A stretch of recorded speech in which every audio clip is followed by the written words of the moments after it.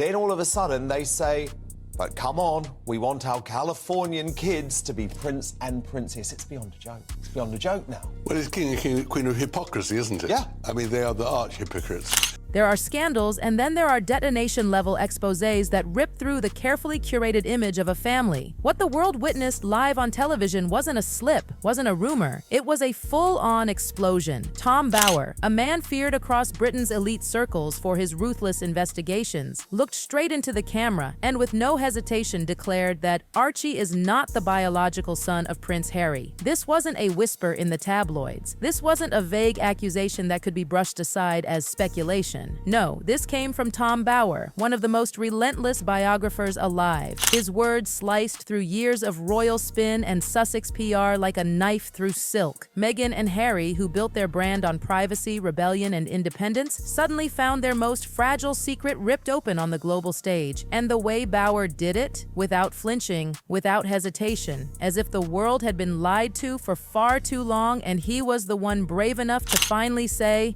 enough is enough. And what's so awful about the Commonwealth thing is that it's vital for Britain. It's important for the 54 nations who are part of it.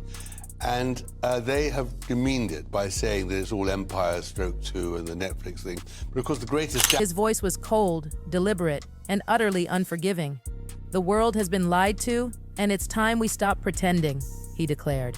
The studio froze. The audience, the hosts, even millions of viewers at home sat in stunned silence before the wave of gasps, questions, and outrage erupted online. Was Archie, the child Harry proudly introduced as his firstborn, not his son at all? Think about it. Harry has endured lawsuits, media battles, memoirs, and Netflix specials. But this was different. This was personal. It struck at the very heart of his identity as a father, a role he has clung to while the rest of his life fell apart. And it landed without warning. No defense, no time to prepare. Just a brutal strike, live on air. The man who once begged for privacy suddenly found himself under the harshest spotlight imaginable. And it wasn't the press or palace aides who put him there. It was Tom Bower, who has never once feared the wrath of Buckingham Palace. His accusation of racism of the royal family is racist, which he then peddled back on Harry because he knew it was untrue. It was one of Meghan's many lies.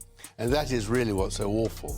That's why Charles tried very hard yesterday. And let's be clear, this wasn't the kind of revelation delivered with caution. No stuttering, no hedging, no allegedly. Tom Bower spoke as if he was delivering a fact written in stone, a truth the public should have known all along. And maybe, just maybe, some had suspected it for years. But hearing it live, unapologetically, and globally, was something else entirely. Prince Harry is not Archie's biological father, not by a shred of genetic material, Bower said, staring down the camera. He wasn't just speaking, he was accusing, he was exposing, and the weight of those words turned the studio to stone. The silence that followed was deafening, before it broke into shocked whispers, frantic phone alerts, and online chaos. This wasn't gossip, this was a declaration of fact, and it was designed to ignite a firestorm. That'll save the institution. Well, the problem is it's had none of the pickup as the Netflix series did. What did you make of the prince and princess thing? Because it felt very... For years, Harry and Meghan hid Archie behind walls of privacy. Photos cropped, faces shadowed, public appearances staged. They claimed it was to protect their son from the cruel press, but suddenly that fortress of privacy crumbled. If Archie wasn't Harry's biological child, then everything the Sussexes had claimed about their family, their love story, their struggle was built on sand, their legacy shattered, their narrative exposed, their place in the monarchy questioned at the deepest level. King Charles's weakness. He should have signed the letters which prevented them taking the titles. And just in the same way that he can't decide, really, whether Harry should come to the coronation or not. I mean, clearly, as a father, he'd like him there, but this isn't about being... And Tom Bower didn't care about the legal firestorm his words could unleash. He wasn't speculating. He wasn't worried about being sued. He came armed with fire, and he dropped it in the middle of live TV. The internet exploded instantly. Side-by-side photos of Archie and Harry resurfaced. Old posts from Meghan's lavish baby shower were dug up. Every early photo of Harry cradling Archie was dissected like a crime scene. And the harshest comparisons? Childhood photos of Harry versus recent pictures of Archie. Viewers weren't looking with love, they were looking with suspicion, and they saw differences everywhere. The thing about Charles is so indecisive. He can't even at the moment decide whether he should wear a uniform or not on the coronation or breeches. Not in the nose, not in the jawline, not in the bone structure. Archie's eyes were darker, his expressions completely different, his natural hair color and skin tone sparking endless debate. For a royal family obsessed with bloodlines and heredity for centuries, the absence of resemblance became ammunition. And suddenly, people remembered. They remembered how few images of Archie had ever been released. They remembered the deliberate cropping, the silhouettes, the staged angles. At the time, many thought it was about shielding him from the press. But now it looked like concealment. He wants to please everybody, and he poses as a confrontationist, and it doesn't work. So he should have, vis-a-vis the Sussexes, cancelled the titles, and he should make absolutely clear that Harry is not welcome. And the thing is, he would have had the public on side. He will, and the public will be very... One viral post summed it up with brutal simplicity. It's not about hate, it's about logic. Look at Archie. Look at Harry. Look at history. This child isn't his. Full stop. This wasn't about racism, it wasn't about privacy, it was about authenticity. And in a monarchy where lineage equals power, property, and position, a claim like this doesn't just sting, it detonates centuries of tradition. If true, Archie isn't just out of the line of succession, he exposes Harry and Meghan's entire brand as a carefully staged illusion. What has really annoyed me over the past couple of weeks is Harry and Meghan yet again are treating the coronation as if this is some sort of reality show, some sort of game. Oh, we've received our email invitation now, but we're not going to reveal whether we're coming or not. It's... The palace's response? Silence, deadly silence. And that silence was louder than any denial could have been. Royal correspondents scrambled for an official statement, but nothing came. No press release, no correction, not even a vague, "this is nonsense." And for Buckingham Palace, a place where speed is everything when rumors threaten the crown, that silence spoke volumes. They shouldn't allow them to get away with it. After all, they weren't even invited to Elton John's party yesterday at the Oscars. Really? So, or the Oscar ceremony itself. I mean, they really are, nobody is in Hollywood, but somehow... King Charles hasn't mentioned Archie in months. No recent photos include him. That once picturesque image of Charles doting on his grandson vanished, erased without explanation. Behind closed doors, whispers grew. Senior aides allegedly admitted, off the record, that discrepancies in Archie's birth records had been flagged years ago. Attempts to clarify were shut down by none other than Harry and Meghan themselves. And perhaps the most haunting detail, insiders suggested Harry may have never even confirmed paternity for himself. One insider said chillingly, it's possible he didn't want to know. This is the monarchy in Britain if he's not very careful. And so what do you think Harry and Meghan are weighing up? Well, they're weighing up how they can always promote themselves. I think they've got to come, though. Well, they haven't got to come, because if they're put in row 54 behind the column, they won't come, and that's exactly what should happen.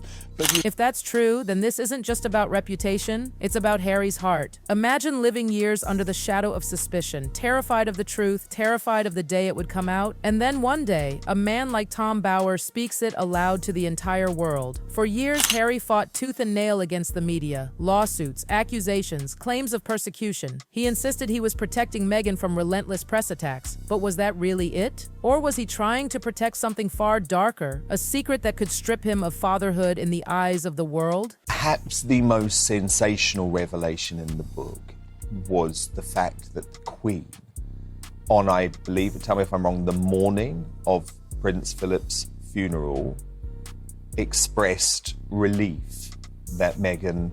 And if all of this is true, the fallout for Harry isn't just public, it's devastatingly personal. Imagine being a man who has already lost his mother, his royal role, and his reputation. The only anchor left, the one thing he thought was untouchable, was his son. And now even that anchor is being ripped away in front of the entire world. Sources close to the Sussexes say that after Archie's birth, Harry's paranoia didn't just increase, it spiraled. His obsession with control became extreme. He dictated who could photograph the child, what angles were allowed, how the baby was described in press releases. Every move seemed less about protecting privacy and more about shielding a secret. He banned royal photographers from Archie's christening. He blocked senior royals from appearing in public with the baby. And whenever online speculation about Archie's looks surfaced, Harry reportedly flew into rages. This wasn't the behavior of a protective father. This was the behavior of a man terrified of exposure. Isn't going to be attended. I mean, that is huge.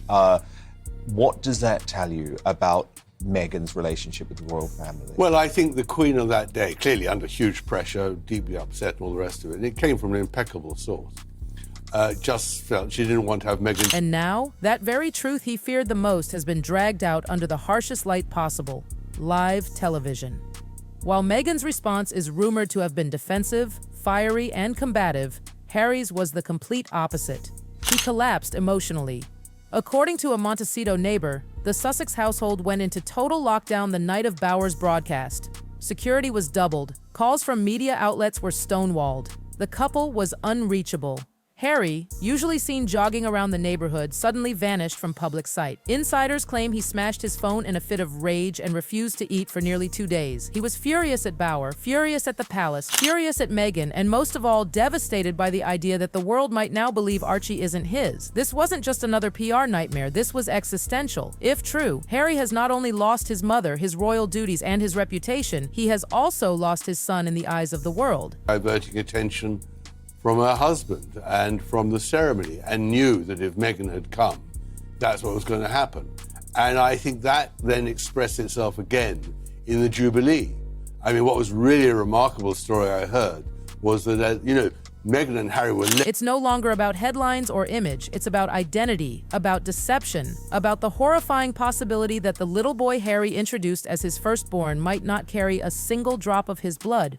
And the cruelest twist? Some insiders whisper that this wasn't news to Harry. It was a suspicion he lived with, a fear that haunted him, but he chose silence. He chose to never pursue the truth because deep down he was terrified of what he might discover. And when you look back, the secrecy surrounding Archie's birth suddenly makes more sense. Unlike other royal births, which come with a wave of transparency, medical records, official announcements, smiling photographs, Archie's arrival was cloaked in mystery. The media were kept at arm's length. The birth certificate was redacted. Even public engagements with the baby were carefully staged, rehearsed, and choreographed.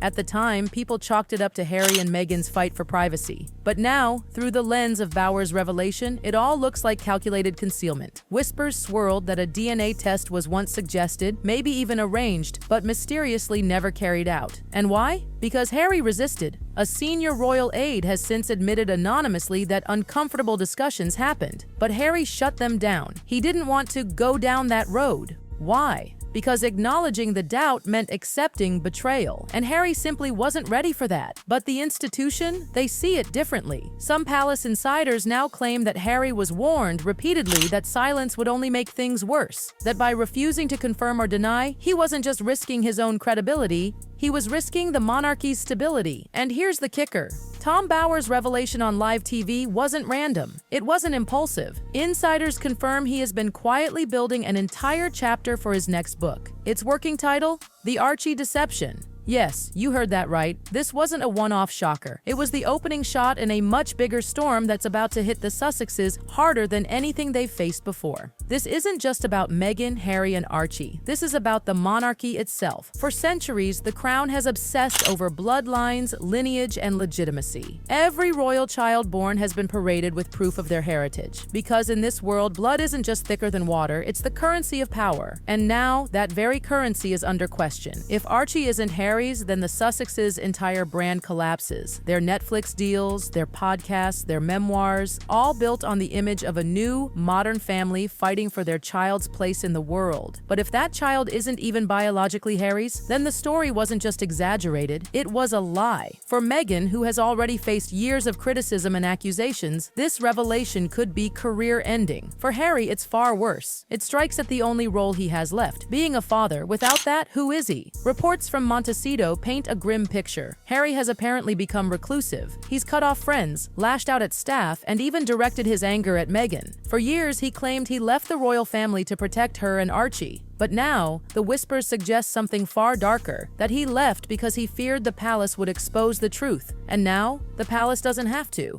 Tom Bauer has done it for them. This isn't the kind of scandal that can be spun away with PR campaigns or Oprah interviews. This is the kind of scandal that sticks, because it doesn't just attack reputation, it attacks identity. And once the world starts questioning whether Archie is really Harry's, that question doesn't disappear. It festers. Buckingham Palace remains silent. For now. But silence can be deadly. If the palace truly knew about the discrepancies and chose to ignore them, then Bauer's revelations will force their hand eventually. Questions about Archie's birth, his legitimacy, and his place in the line of succession will only grow louder. And Harry, his fear is palpable. Because this isn't just about headlines. It's about whether the little boy he's raised as his son will one day be stripped of titles, inheritance, and even recognition as a royal.